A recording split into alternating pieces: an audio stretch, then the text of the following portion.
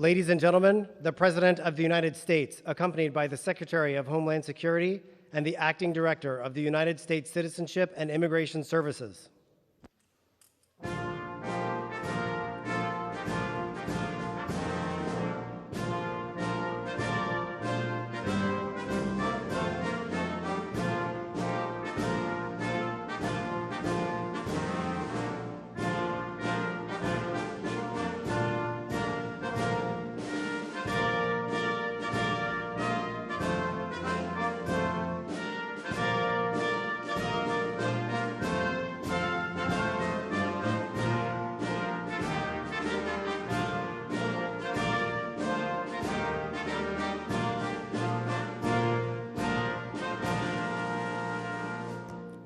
Ladies and gentlemen, please stand for the national anthem performed by Petty Officer First Class Dan Lee Cuenca of the United States Navy.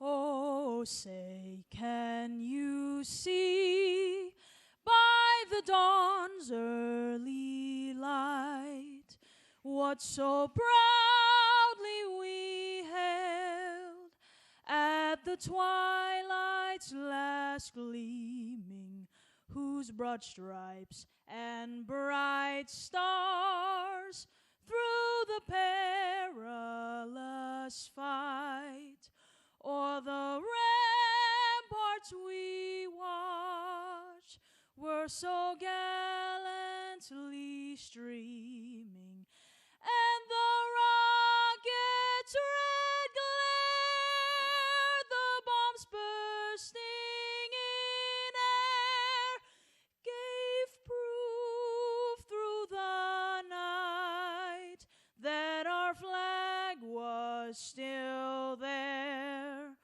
Oh, say, does that star-spangled banner yet wave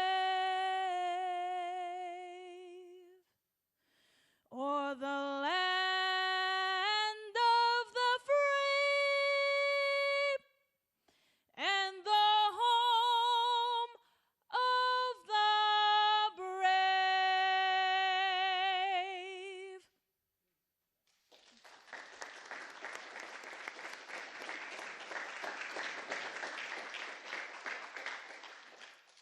Thank you, Ms. Cuenca. That was a beautiful rendition.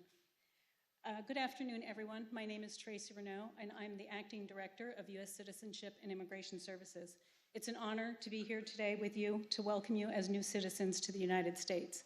Before I begin, I'd like to thank President Biden for hosting this very special naturalization ceremony, and Secretary Alejandro Mayorkas of the Department of Homeland Security for joining us. I have the privilege today of calling the countries of the naturalization candidates. Before I begin, can the audience all please be seated?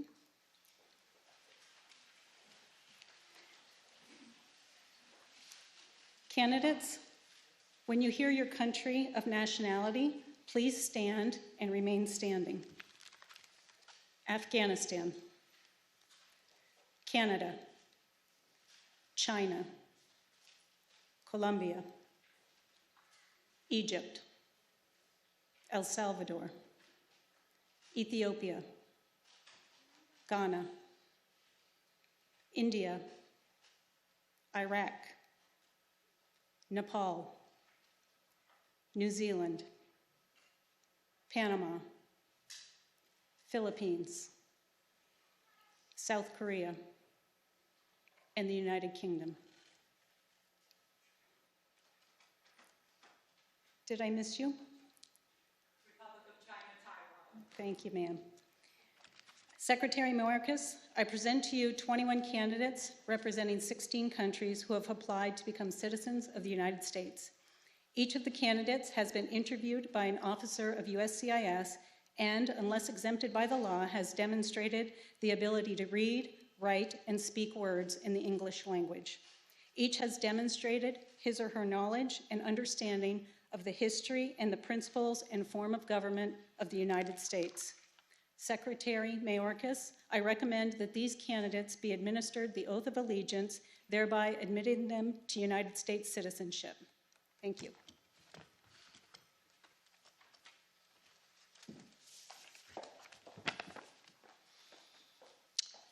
Please raise your right hand as we swear the oath of allegiance, and please repeat after me.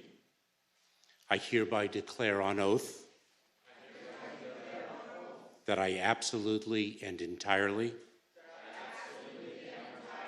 renounce and abjure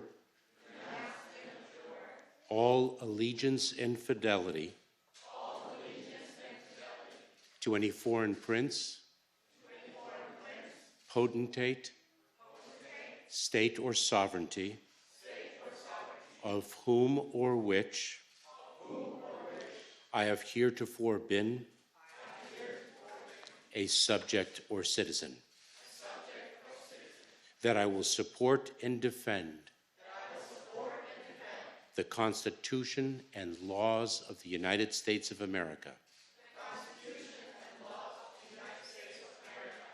against all enemies, foreign and domestic, that I will bear true faith and allegiance to the same, that I will bear arms on behalf of the United States when required by the law, that I will perform non-combatant service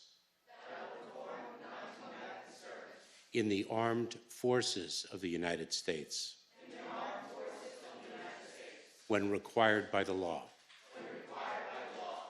that I will perform work of national importance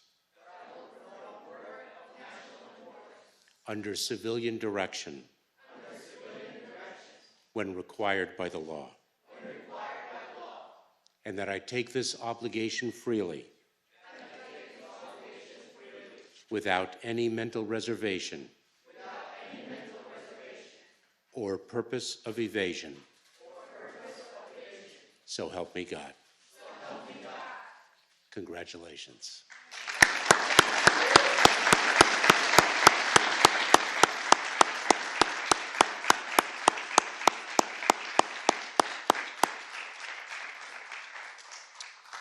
My fellow citizens of the United States, please be seated.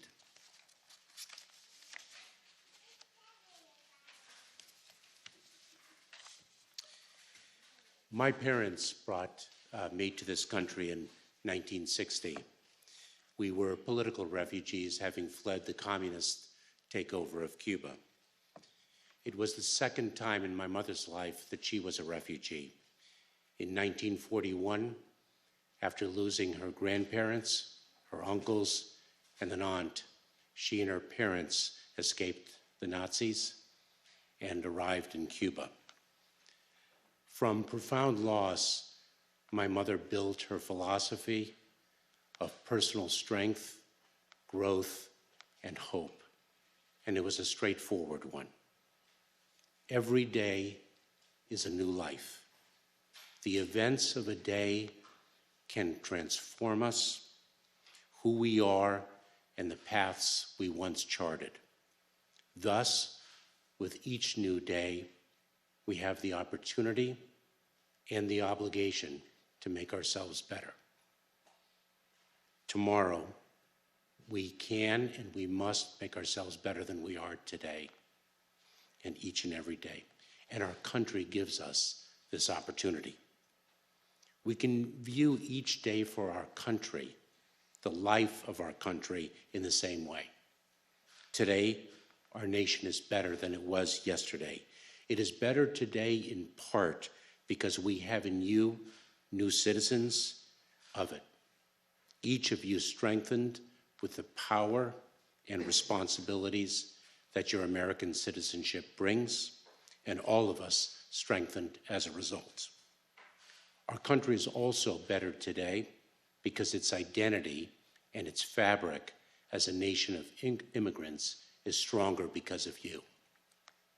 And what of our tomorrow? How, as a country, will we be better tomorrow than we are today? What is possible for us? No one believes in and speaks more passionately of us as a country of possibilities than our president.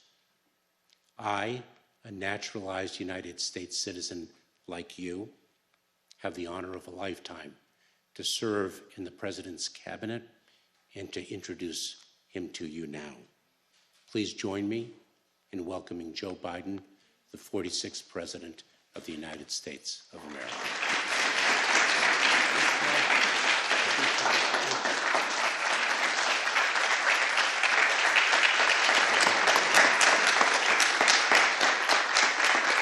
Thank you, Mr. Secretary.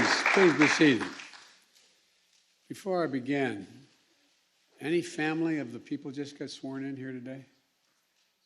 If you are, stand up. Congratulations to you all as well.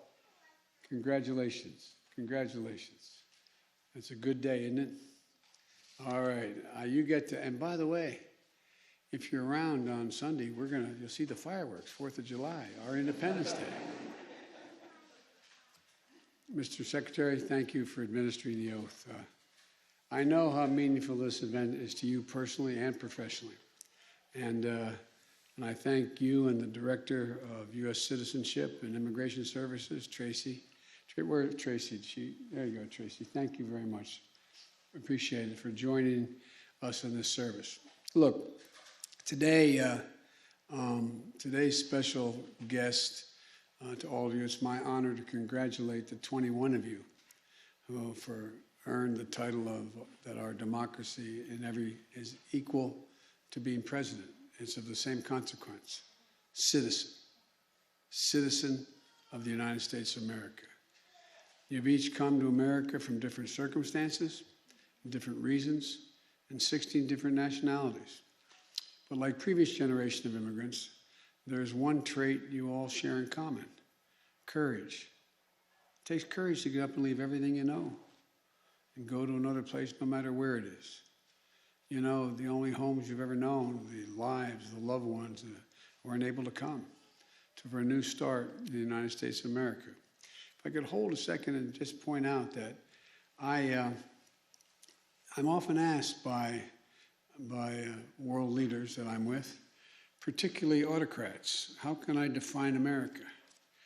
I was with Xi Jinping on the Tibetan Plateau, and he asked me that when I traveled with him 17,000 miles. And it was a private meeting, just he and I and a contemporaneous translator. He said, "Can you define America for me?" I said, "Yeah, I can." In one word. One word. Possibilities. Possibilities. That's what America is built on. It's one of the reasons why we're viewed sometimes as being somewhat egotistical. We believe anything's possible in America. Anything's possible in America. I think about my own family's journey here. At least 2/3 of it came from, got on a coffin ship in the Irish Sea back in 1849. Having no idea whether they'd make it across the Atlantic to the United States, then to the United States of America. But certain if they did, they could do better. And they did. They did better, and they eventually built a life and raised a family in Scranton, Pennsylvania, over generations. And here I stand on the shoulders and sacrifices of my great-great-grandfather, my great-grandfather, just all that they did, because they believed. They believed like you believe. Anything's possible. So I want to thank you all for choosing us, and I mean that sincerely. Thank you for choosing the United States of America, believing that America is worthy of your aspirations, worthy of your dreams. Making this journey, you've done more than move to a new place. I've often said that America is the only nation in the world founded on an idea. Every other nation in the world is founded on basis of either that your geography or ethnicity or religion. You can define almost everyone else based on those characteristics. But you can't define an American. I defy you to tell me what constitutes an American. You can't do it. We're an incredibly diverse democracy. But there is one thing that does define us as a country. We were founded on an idea that we hold these truths to be self-evident, that all men and women are created equal, endowed by their Creator with certain inalienable rights, life, liberty, the pursuit of happiness. Sounds corny to Americans as we learn this in grade school and high school. We've never fully lived up to it, but we've never, ever, ever walked away from it. And every generation opens that aperture a little bit wider. You know, and go back, as I said, you know, since our nation's founding, the quintessential idea in America has been nurtured and enriched and advanced by the contributions and sacrifices of so many people, almost all of whom were immigrants. Native Americans were, in fact, the only people who were here. Only people who were here. And so, folks, you know, it's dreams of immigrants like you that built America and continue to inject new energy, new vitality, new strength. We've seen that most clearly during this pandemic, with immigrants as frontline workers and as scientists and researchers on the front lines of finding vaccines.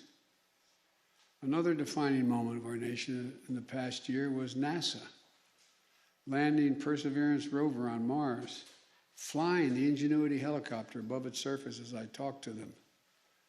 What is considered a sort of outer space Wright brothers moment. I spoke to the team about this historic mission while it was underway, which includes immigrants. The team was made up of immigrants who told me they grew up looking at the stars. Literally, not a joke. I'm not making this up. That's what they told me in our conversation. Looking at the stars, believing that only America could take them there. Well, and we see it each and every single day. Folks, among you are 6 members of the United States military. I ask you all to please stand. Thank you, thank you, thank you for your service even before us.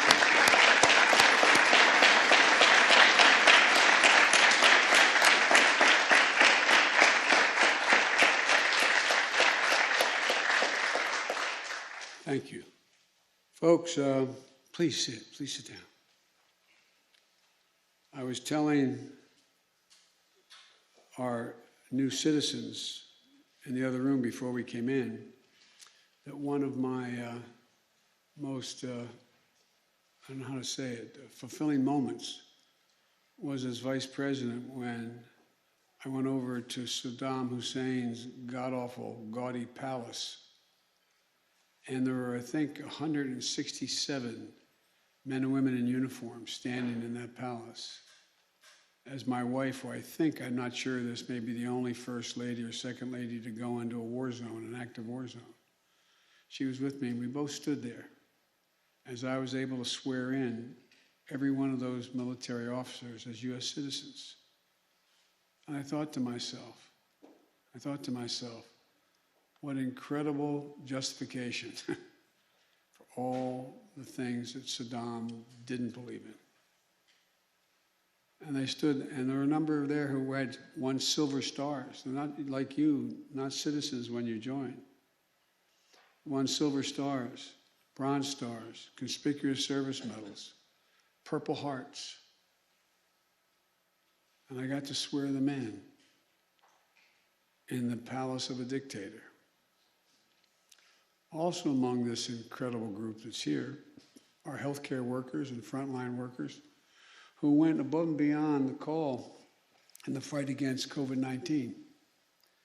They did so in hospitals and clinics, at our National Institute of Health, the NIH, at restaurants and retailers, as educators, also in our schools. I want to thank you all for risking your lives to help others keep their country and our country going. And joining you today are your families. And I want you to know and understand that this is your day as well. I can only imagine the pride you must feel. Pride in where you come from and who you are and the lives you've built together as America, in America, and the communities that make you stronger, make us stronger. All of you represent how immigration has always been essential to America. We're constantly renewing ourselves, constantly. When we come out of this pandemic and build an economy, we're going to build it back better. If we're going to do that, we need to fix our immigration system and fully tap the talent and dynamism in our nation. I've kept my commitment and sent an immigration reform bill to the United States Congress. It includes smart border management and security and a pathway to citizenship for 11 million undocumented people in America. With Vice President Harris's leadership, we're getting at the root causes of why people are migrating for our southern border from Guatemala, Honduras, and El Salvador in the first place. The violence, the corruption, the gangs, the political instability, the hunger, the natural disasters. And it made it clear that we can work together on other critical issues as well. A pathway to citizenship for dreamers, the young people who have only known America as their home. A pathway for immigrants who are here on temporary protective status, TPS, who came from countries beset by man-made and natural-made violence and disaster. And a pathway for farm workers who are here putting food on our tables, but are not citizens. Folks, in the competition for the 21st century, we need an immigration system that both reflects our values and upholds our laws. We can do both. I'll close with this. No matter where you come from, or the culture that has made us, the language we speak, or the faith we follow, one of the most basic acts of respect is inviting others into your home. You know, as we close out Immigration Heritage Month and start our nation's 4th of July weekend, I think of no better way to honor each occasion than by welcoming all of you into the White House, the People's House, I might add, designed by an Irishman. For real. In a nation shaped by the immigrant's heart. I look forward to standing with you as you embrace your new rights and responsibilities as American citizens, and as generations have done before you. So welcome, my fellow Americans. Now, before we take the Pledge of Allegiance together, I'd like to invite one guest, Sandra Lindsay. Please come up on stage.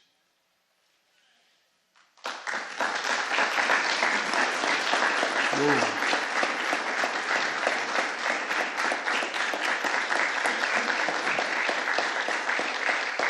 Sandra immigrated to Queens, New York from Jamaica when she was 18 years old.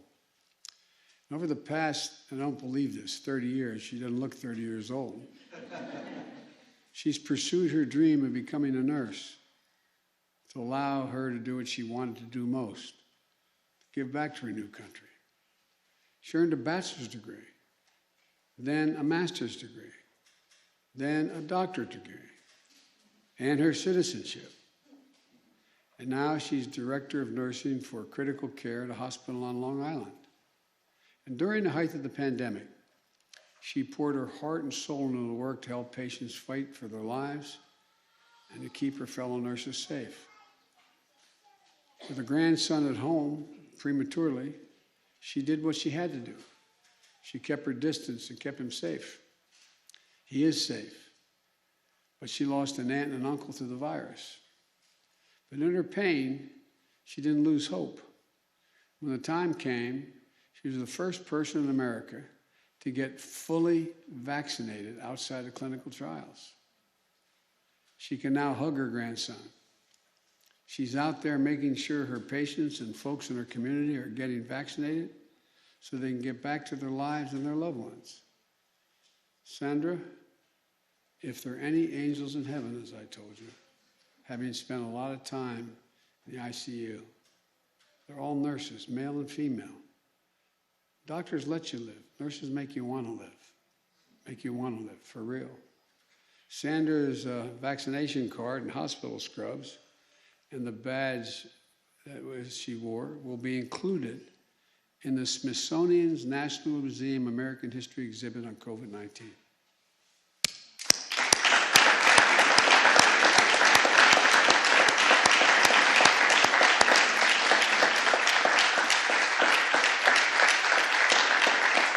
And today, she's receiving the U.S. Citizenship and Immigration Services Outstanding American by Choice recognition, which recognizes the naturalized citizens who have made significant contributions to our country through civic participation, professional achievement, and responsible citizenship. Sandra, thank you for representing the very best of all of us. Thank you all in this room. Thank you again. This is America. Happy 4th of July. May God bless you all, and may God protect our troops. Thank you, thank you, thank you.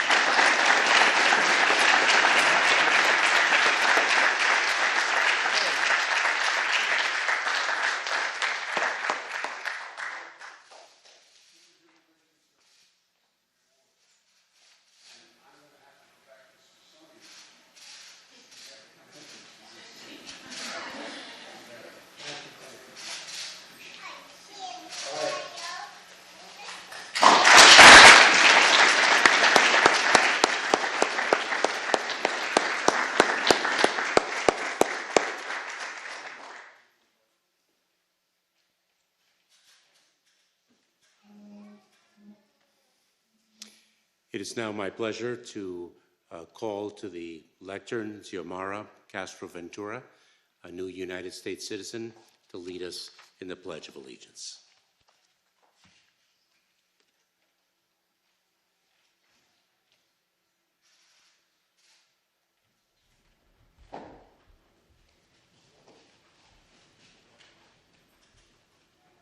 I pledge allegiance to the flag of the United States of America and to the republic for which it stands, one nation, under God, indivisible, with liberty and justice for all. Ladies and gentlemen, that concludes our ceremony. Please remain in your seats while the President departs the East Room. Thank you.